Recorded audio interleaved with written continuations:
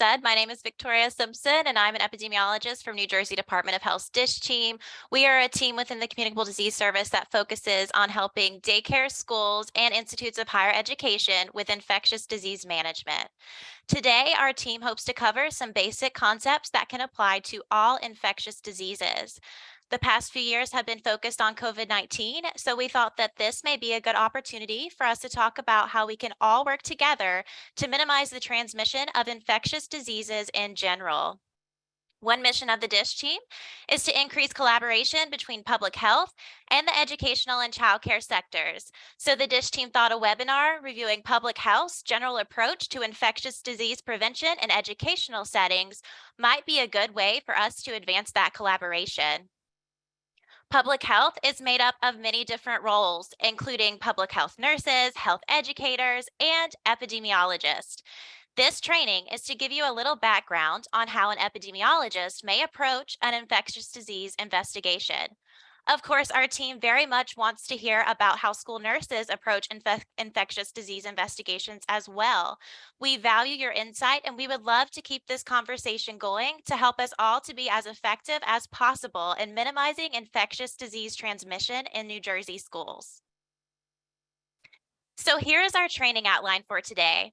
We will talk about the importance of communicating with public health, the epidemiologic triangle model, and lastly, examples of control measures that can be implemented to minimize infectious disease transmission.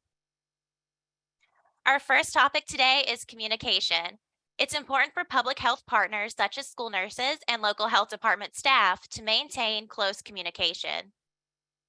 A good partnership between public health and schools allows both parties to provide information and share resources for various infectious diseases. There are many infectious diseases that can emerge in a school, and it's always good to have a partner to discuss how each individual disease behaves and what is needed to stop the transmission. New Jersey Department of Health has many resources available that can help to strengthen the communication between schools and local health departments. So let's talk about a few of those resources that we have available now. So New Jersey Department of Health Reporting Magnet is one resource that school nurses and local health departments can use to prompt communication. You can pull up this tool by clicking on the link in the slide set that you will be provided, but I do want to show you how to find it on your internet browser as well in case you ever lose the slide set. So let's do that together now. You're just going to go to any search engine you choose, and you're going to type in New Jersey Department of Health Communicable Disease Service. You're going to go to the newjersey.gov website, and then you're going to go to Disease Reporting, When to Report. You're then going to see the Quick Reference Magnet link. So here's the tool, a little larger for you to see. This tool is a quick reference guide to the reporting requirements per New Jersey Administrative Code 857. It outlines diseases that are reportable to the local health department, when they should be reported, and who is responsible for that reporting. Included in this list, you can see our outbreaks or suspect outbreaks of illness, which of course are always immediately reportable to the local health department. Additionally, if you suspect or if you are aware of any of the infectious diseases listed on this document in your school, it is time to communicate with your local health department. Reporting communicable diseases and outbreaks in schools serves many purposes. Of course, the immediate goal is to control the further spread of the disease.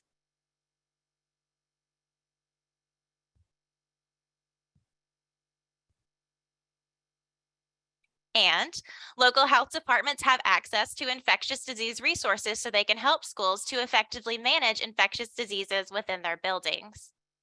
And in turn, health departments use the reports made by the schools in a variety of ways. First and foremost, the reports are used to trigger prompt implementation of disease control and prevention measures. And then, when the reports are compiled and analyzed, they may provide public health authorities with important information about a disease, including the trends, the risk factors, and whether existing disease prevention activities are working. Another resource I would like to highlight is the use of a line list. School nurses and local health departments can utilize line lists to help each other understand what is involved in an infectious disease situation. Having a written document that details all the known pertinent information about the cases in your school ensures that there are no gaps in communication that could affect which public health measures are implemented.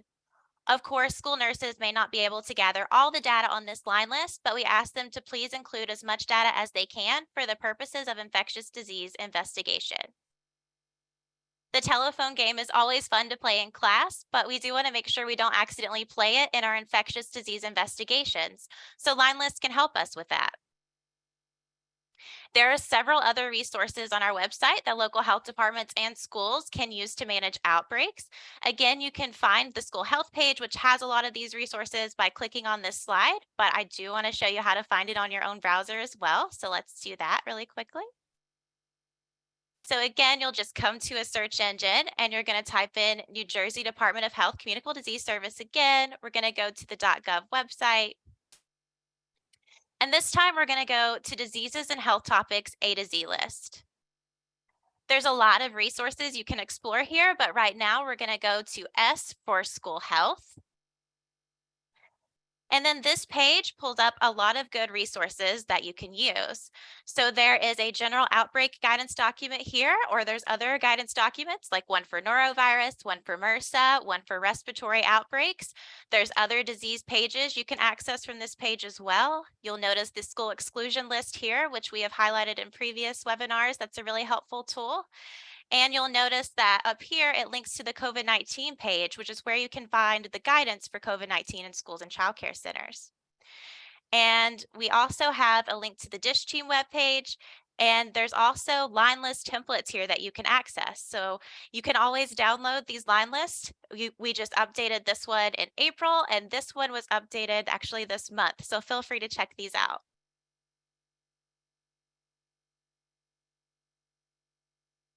Your local health department is always happy to help you with any infectious disease situation, so don't hesitate to call them if you do have concerns. And maybe you can refer to some of the documents I just showed you on the school health page in your conversations with them. So that covers our first topic, which is communication with public health. And now we are going to move on to discuss the epidemiologic triangle model. To demonstrate a little bit about how your local health department is approaching their task of investigating and managing infectious diseases, we thought we would spend some time talking about this construct of an epidemiologic triangle. Epidemiologists can use this triangle to show how infectious diseases may emerge and spread, and to depict the strategies that can be used to prevent the transmission of a disease. On my screen right now, you can see a picture of the epidemiologic triangle. As you can see, there are 3 points to our triangle. We have the agent, the host, and the environment. All 3 of these vertices must interact to cause disease. So let's talk about a little bit more about what each term of on this triangle means, and let's start with the term agent. So no, we're not actually going to be talking about secret agents today. An agent can be any infectious microorganism or pathogen. An agent can be a virus, bacterium, parasite, fungus, or other microbe. A variety of factors influence whether exposure to an agent will result in the disease, including the amount of agent that a host is exposed to. Next, we have our host. Yes, actually, a dinner host can be a host in our epidemiologic triangle. And a TV host can be a host in our epidemiologic triangle. And even you, my listener, who is probably looking at their computer screen like this right now, because let's be honest, my jokes are not that great, can also be a host in the epidemiologic triangle. A host in our triangle refers to those who are susceptible to the disease. Opportunities for the host to be exposed to the agent are often influenced by risk factors such as hygienic behaviors or other personal choices, like vaccination or what personal protective equipment you wear. And of course, age, sexual orientation, genetic composition, and nutritional choices can all influence an individual's susceptibility to getting a disease. Lastly, in our triangle, we have the environment. The environment refers to the external factors that affect the agent and their opportunity for exposure. Environmental factors include physical factors, such as the climate, and socioeconomic factors, such as crowding, sanitation, and the availability of health services. So, to sum this model up, the epidemiologic triangle shows that an infectious disease is the result of the interaction between a host, agent, and the environment that supported the transmissibility. So, my role as an epidemiologist and your role as a school nurse is often to help develop measures that will control or prevent infectious disease. Development of appropriate, practical, and effective public health measures usually requires the assessment of all three of these components and their interaction. We know if we get rid of the disease causing agent, then the disease can't occur. Or if we help to minimize the risk hosts have of getting a disease by changing some of their personal risk factors, then we are helping to decrease infectious disease transmission. For example, immunizations can help to decrease the chance of getting certain diseases. Additionally, if we alter the risk factors in the environment that allows the disease to be transmitted, then we are decreasing infectious disease spread. For example, ventilation measures can improve our indoor air quality and help decrease the risk of many respiratory diseases. In this webinar, we are going to discuss basic control measures that can be utilized to prevent the spread of infectious diseases. This is not a disease-specific training, so though I will be briefly mentioning some diseases today, we will not be covering those diseases in detail. The DISH team can always provide disease-specific training at a later date if there is a need. As we go through our general training today, I do want you to keep in mind this epidemiologic triangle model. No matter what infectious disease situation is occurring at a school, it's important for public health to assess all three of these components, the agent, the host, and the environment, and their interaction when deciding what to do to stop infectious disease spread. So let's pull in that line list communication tool to see how it can help us to assess the agent, host, and environment.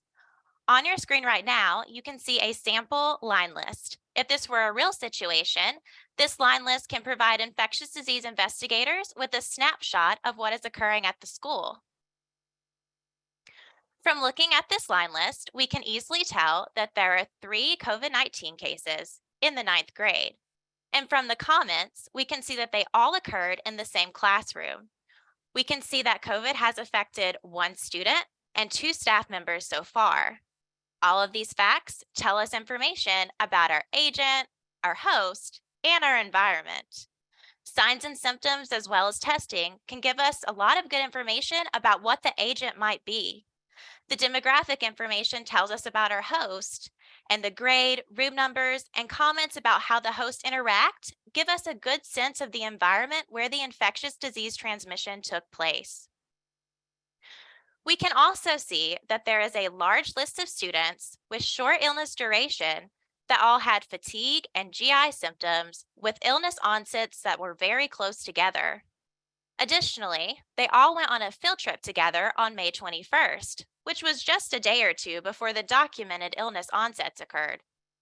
Again, this is just more information about our agent, our host, and our environment.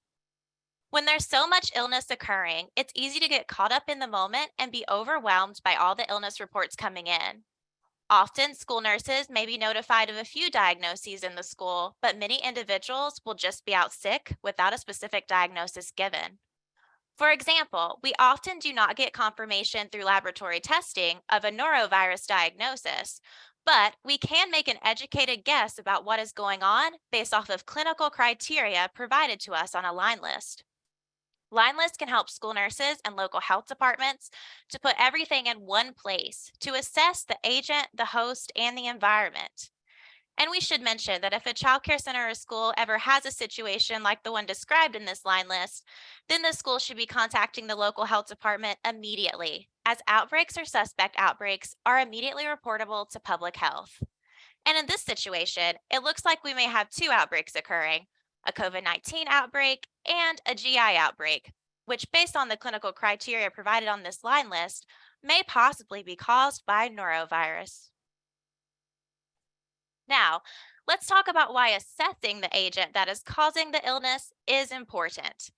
So, just like different weather conditions prompt us to prepare differently, like we need a snow shovel on a snowy day, an umbrella on a rainy day, but sunscreen on a sunny day, different agents or pathogens also require us to respond differently. And this is largely because agents have different modes of transmission. We all know that the underlying pathogen that makes someone ill can be a bacteria, virus, fungus, parasite, or other microbial agent. And of course, we know that different microbial agents respond differently to different treatments. However, even within the same type of pathogen, there can also be differences in how each individual agent spreads. For example, though the disease pertussis and the disease salmonella are both caused by a bacteria, the two different bacteria have different modes of transmission. Salmonella bacteria is often spread through the fecal oral route, while pertussis is mainly spread through the respiratory route. Because they spread differently, different actions are needed to stop the spread. Additionally, diseases can also be spread through multiple modes of transmission. For example, hand, foot, and mouth disease is a virus that can be spread by the fecal oral route, the respiratory route, person to person contact, or even through bodily fluids. So, it is important to know how the agent spreads in order to make targeted recommendations for control measures. For instance, looking closely at diaper changing or bathroom protocols would be really helpful if we do have an outbreak of hand, foot, and mouth disease, because as I mentioned, that can be spread through the fecal oral route. But focusing on diaper changing or bathroom protocols may not be as helpful if we have a pathogen that is only spread via the respiratory route. Additionally, when you talk to someone in public health, they may discuss direct versus indirect contact with you. According to CDC, direct transmission is when an infectious agent is transferred to a susceptible host by direct contact or droplet spread. This could include skin to skin contact, kissing, or sexual intercourse. For example, mononucleosis is a disease that can be spread person to person by direct contact through kissing or sexual intercourse. But keep in mind that mononucleosis can also be spread by indirect contact. Indirect transmission refers to the transfer of an infectious agent to a host by suspended air particles, inanimate objects, which we sometimes call vehicles or fomites, or animate intermediaries, which we sometimes call vectors. Examples of vehicles could include food, water, or other fomites that may passively carry the pathogen to the susceptible host. So, with mononucleosis, we know if you drink out of the same glass after someone who has mono, you could get sick. And this is an example of indirect contact. When we are talking about vectors, we're referring to things like mosquitoes, fleas, or ticks that carry an infectious agent. For example, Lyme disease is a vector borne disease. Measles is a great example of a disease that can be spread by air particles. The virus that causes measles can live in the air for up to 2 hours after an infected person leaves an area. If a susceptible host comes into that space within a 2 hour time frame after a measles case was in the room, that individual can contract measles just from breathing in the contaminated air, which is certainly not direct contact. But of course, measles can also be spread by direct contact if a measles case is in the same room as a susceptible host. So, to sum this up, agents have different modes of transmission. And because there are different ways each disease can be transmitted, control measures may be different based on the infectious agent. Of course, our control measures may also differ based on the host and the environment involved as well. So now I'm going to hand it over to my colleague and you'll see exactly what I mean. Thank you so much, Victoria. So my name is Tasnim, and let's dive straight into our third topic for today, control measures. But before we begin, please note that while this webinar provides a few examples of infectious disease control measures, there may be additional control measures recommended by your local health department to stop disease transmission when you have a real-life scenario on your hands. New Jersey Department of Health has a resource to assist local health departments and schools with tracking which control measures are implemented. If you click on the link on this slide, once you get the slide set, you can find our general guidelines for control of outbreaks in school and childcare settings guidance document. As we previously mentioned, this document can be found on our school health page. So starting on page 6, there is a list of control measures. And if you would like, you can print this page out to keep track of when these control measures are instituted. Several of the examples we are using in today's webinar can be found within this document. Here are some examples of prevention and control measures. Additional specific measures may be recommended depending on the organism or agent that is causing your outbreak. It is important to assess your agent, host, and environment to use control measures appropriately. All right, so let's begin with our first control measure example, notifications. Sending communications to parents and guardians can help minimize the spread of infectious disease.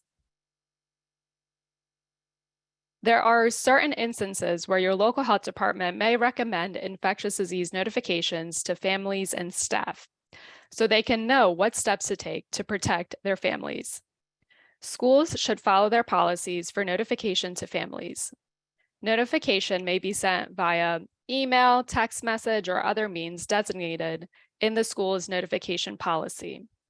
The local health department should be consulted before sending notifications regarding infectious illness.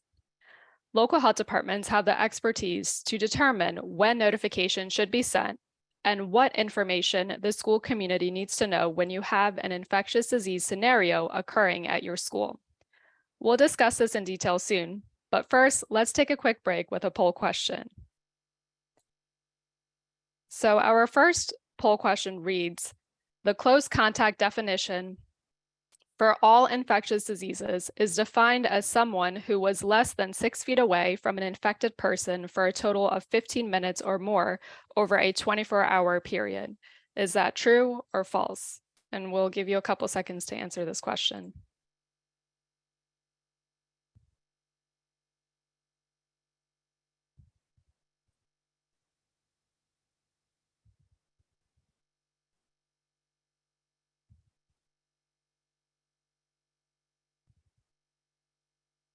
All right, thank you for your responses.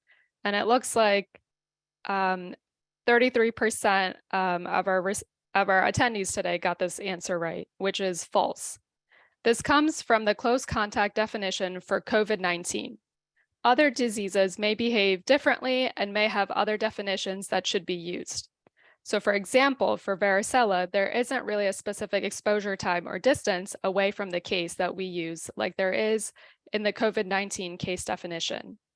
In the event of a case of varicella, the school would likely need to work very closely with the local health department to figure out who to send notification letters to. And we have another poll question for you, and this one reads, incubation periods are the same for all infectious diseases. And keep in mind, incubation period refers to the time it takes from exposure to when an individual develops symptoms. And we'll give you a couple seconds to answer this as well.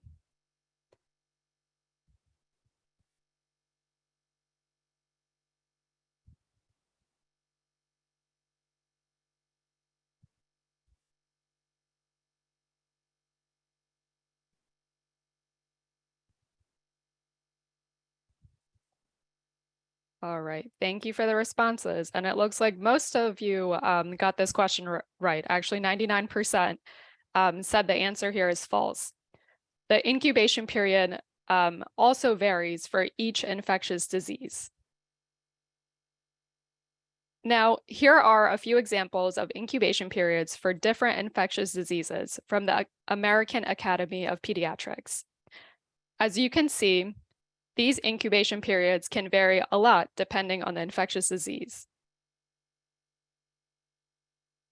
Now, you may be asking yourself, why are we doing poll questions about identifying contacts and incubation periods? I thought we were talking about sending notifications to parents and guardians and staff members about infectious diseases when they occur in our schools. Well, of course, we're still talking about notifications. Knowing the incubation periods and the information about how to identify contacts is often necessary to appropriately inform your school community. Knowing disease-specific information can help you to determine to whom notification letters should be sent. And regardless of what infectious disease you are working with, the notification can have very specific information for parents, guardians, and staff members. Schools need to make sure that individuals who are ill know how long they should be excluded from school.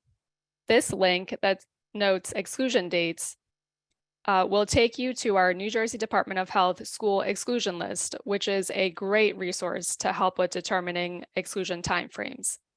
Remember, this list can be found on our school health page.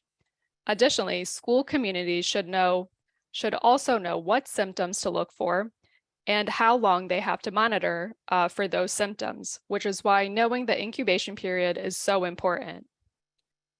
The notification should also include prevention recommendations for those who have been exposed to the infectious disease to decrease the risk of getting ill and the risk of spreading the disease further. Exclusion dates, symptoms, and prevention recommendations might vary from one disease to the next, and recommendations can also vary depending on the hosts involved. For example, sometimes infants, pregnant women, and the elderly have to take more strict prevention measures than others because they are at an increased risk for getting sick. These notifications are our one-stop shop opportunity to provide families with such valuable information. So it is really best practice to let your local health department help you with the messaging. You want to make sure that you're sending out complete and accurate information.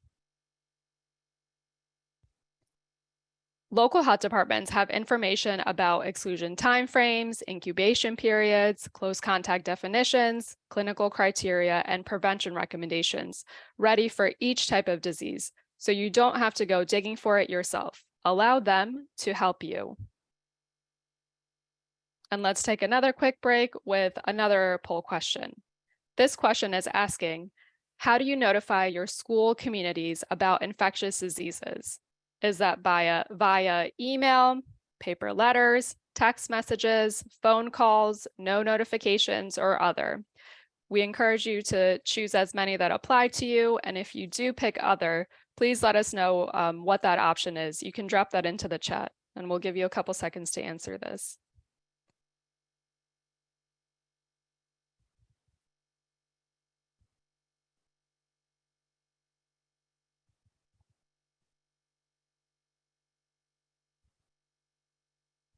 All right, thank you so much for your responses.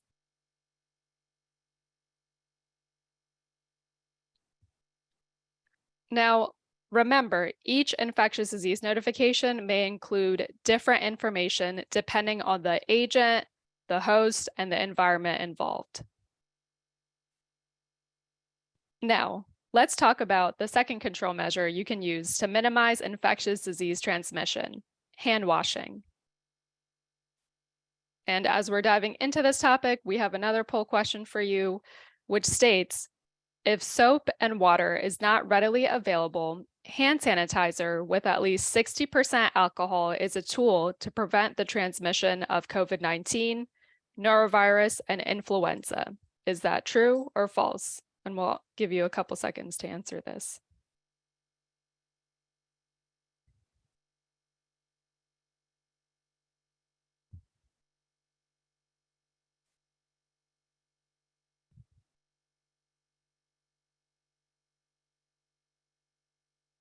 All right, thank you so much for your responses. The answer here is false. While hand sanitizer with at least 60% alcohol may be used to prevent the transmission of COVID-19 and influenza, that may not be the case for other infectious diseases, such as norovirus. While hand sanitizers are effective against COVID-19 and the flu, they are actually not effective at killing norovirus. So as you can see, even the way you wash your hands should change depending on the infectious disease involved. If you ever have a norovirus outbreak, recommend hand washing with soap and water instead of using hand sanitizer to stop the spread of the disease. Now, regardless of the infectious agent, though, it's important to make sure that proper hand washing protocols are in place. We all know to wash our hands with soap and water for at least 20 seconds, but schools should ensure that students and staff can easily do this.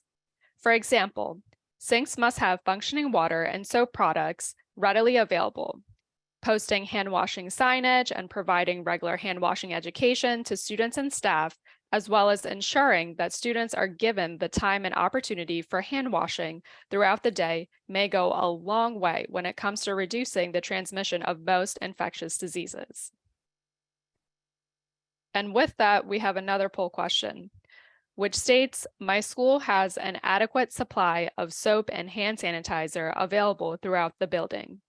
Is that always the case, sometimes the case, rarely, or never?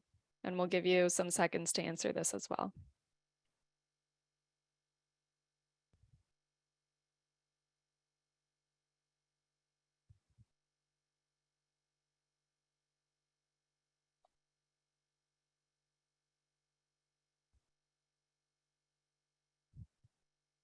All right, thank you.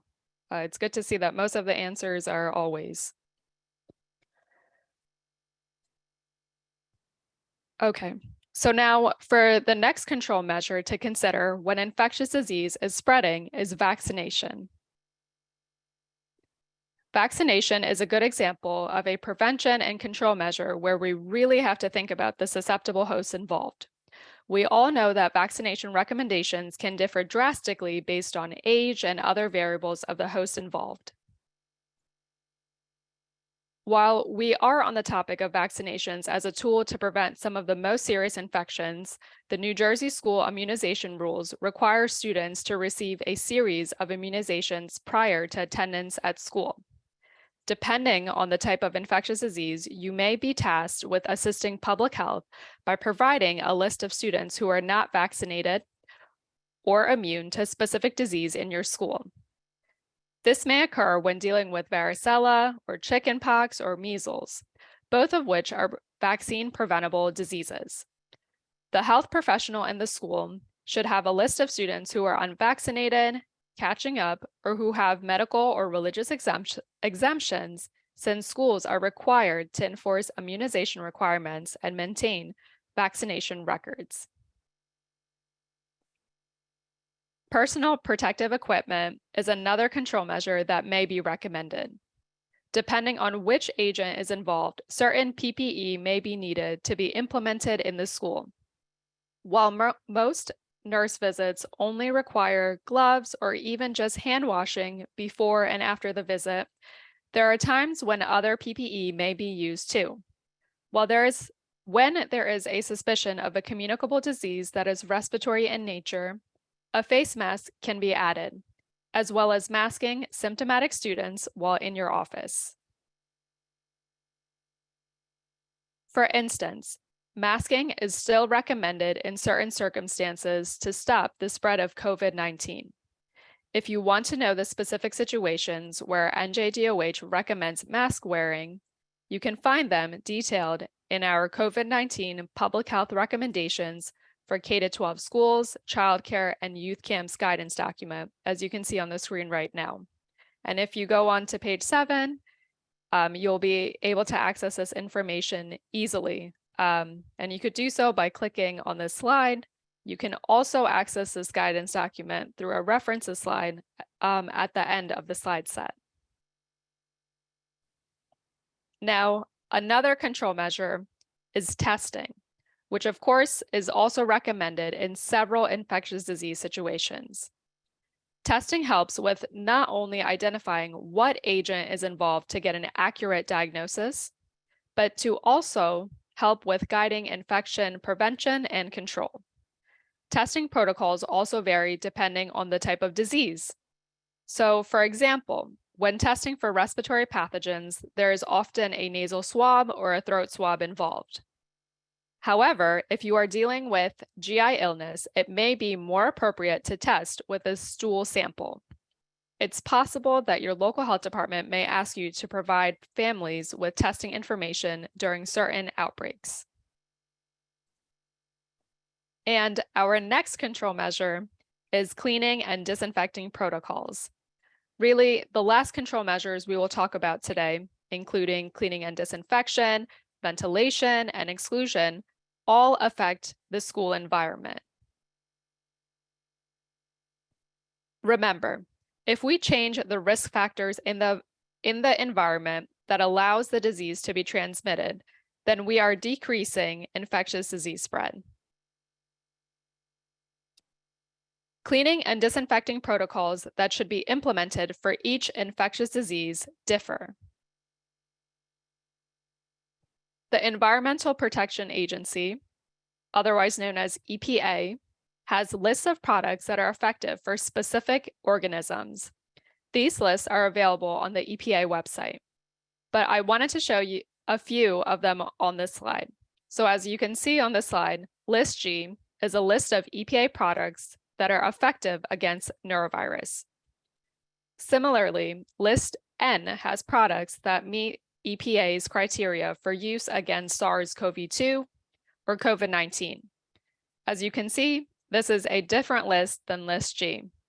Now, let's take a quick look at what List N looks like. So if you scroll down onto this page and you look at the table here, if you have a disinfectant within this list, you can look and filter by the EPA registration number. You can view the active ingredients within that disinfectant, see the product name, which company produced it, and then contact time, which I will go into more detail in a little bit.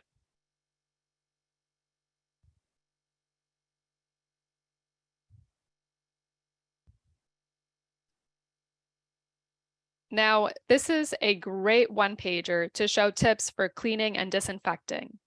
Let's quickly walk through the steps that EPA highlights on this flyer.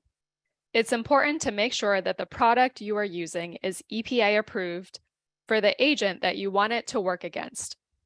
It's also important to read the directions and pre-clean the surface before you use the disinfectant so that it works best.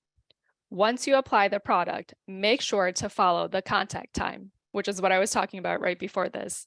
So for example, if the product label says it has to be on the surface for 5 minutes to be effective, you want to be sure that that surface is wet with the product for that entire 5 minutes. While you are doing all of this, please make sure to protect yourself by wearing gloves and washing your hands.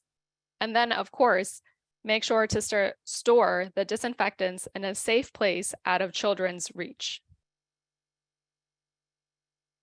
Okay, now let's talk about exclusion as a control measure. Exclusion timeframes vary depending on the agent involved as well.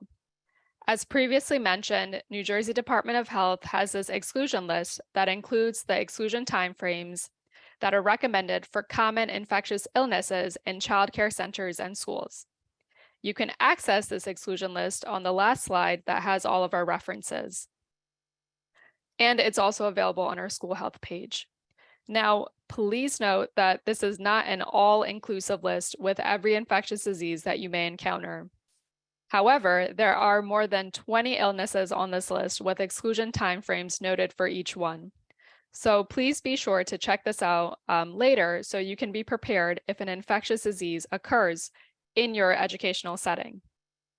It's also important to remember that asymptomatic spread of infectious disease happens all the time.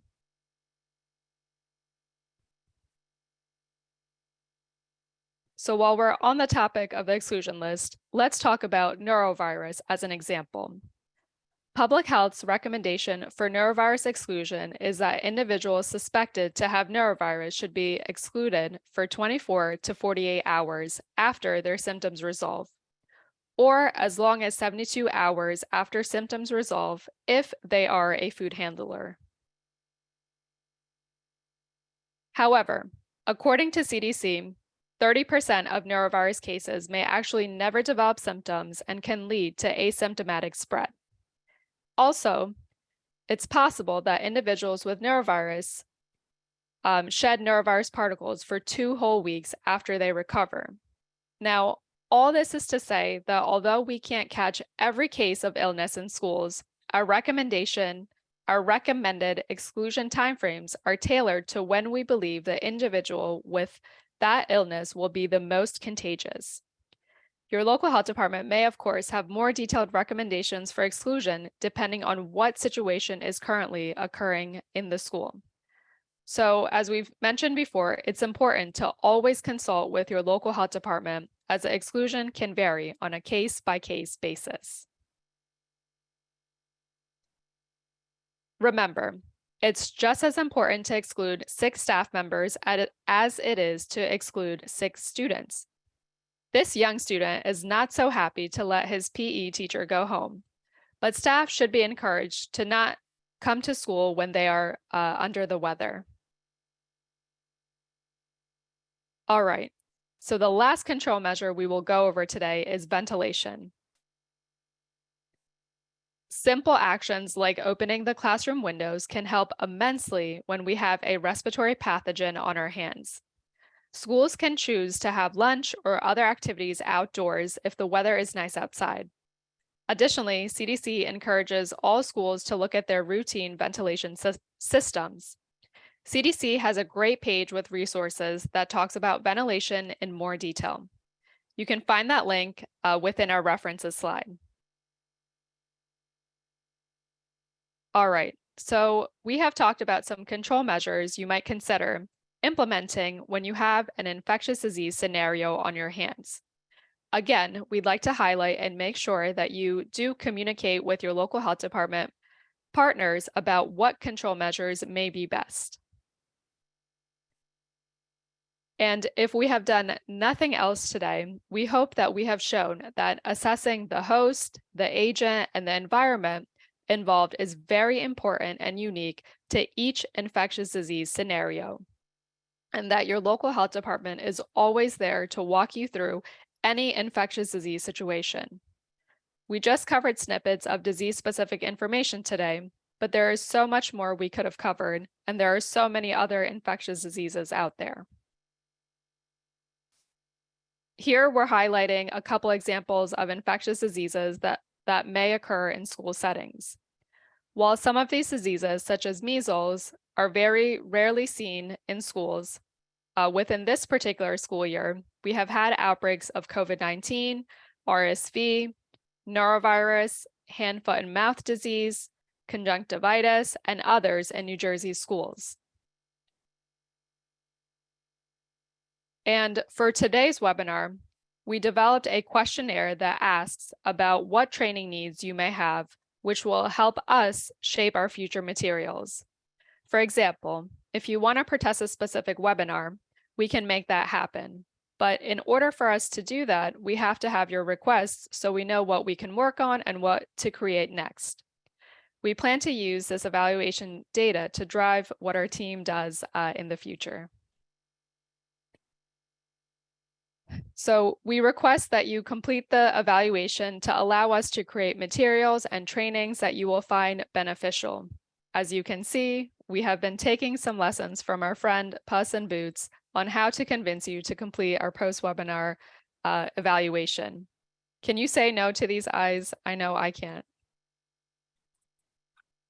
And lastly, we highlighted our team's webpage before, but we just want to show it to you again. And this is where we house webinar recordings, such as the one we are doing now.